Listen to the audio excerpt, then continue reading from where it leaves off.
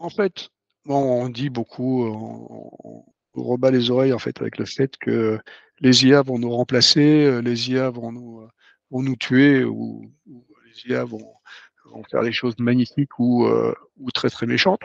Hem, Quand on regarde, l'histoire des métiers, il y a très, très peu de métiers qui sont remplacés dans l'histoire de l'humanité.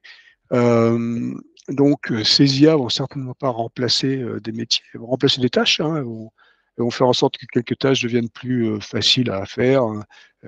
En fait, ces IA, il faut les considérer pour ce qu'elles sont, c'est-à-dire des outils. Et donc, dans, l'évolution normale des métiers, on utilise de plus en plus d'outils différents. Alors, il y a les tâches qui sont, effectivement, remplacées par ces outils, mais il y a des tâches qui sont aussi, rajoutées, comme ne serait-ce que, la maîtrise même de l'outil. Donc, il faut espérer que, évidemment, la maîtrise de l'outil prenne pas plus de temps que la tâche, qu'elle remplace, parce que sinon ça ne sert à rien et donc l'outil devient inutile. Mais, heu, mais bon, après apprentissage, en général, ces tâches, deviennent beaucoup plus faciles et la qualité de ce qui est produit, devient bien meilleure aussi. Donc c'est ça qui est intéressant, en fait, avec ces IA génératives, c'est qu'on voit que, les tâches, c'est pas forcément de la productivité, mais ça peut être de la qualité de ce qui est produit, qui change. Et ça, c'est très intéressant parce que, contrairement à ce qu'on veut dire, pour se faire peur, on va pas, donc être remplacé du coup, on va juste être meilleur à ce qu'on fait. Et ça, c'est quand même, important. Et on voit dans certains métiers, enfin, nous, partout où on commence à implémenter ces IA, on voit un certain nivellement par le haut. Alors, on parle toujours de nivellement par le bas.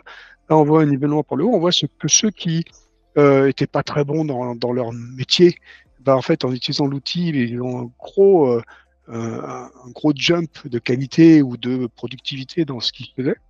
Ceux qui étaient très forts, ils ont un petit jump, hein, il ne faut pas non plus exagérer. Mais ça veut dire quoi? Ça veut dire que tout le monde voit la qualité de son travail ou la productivité, ou enfin, quelle que soit la mesure qu'on prenne, être juste meilleur, quoi.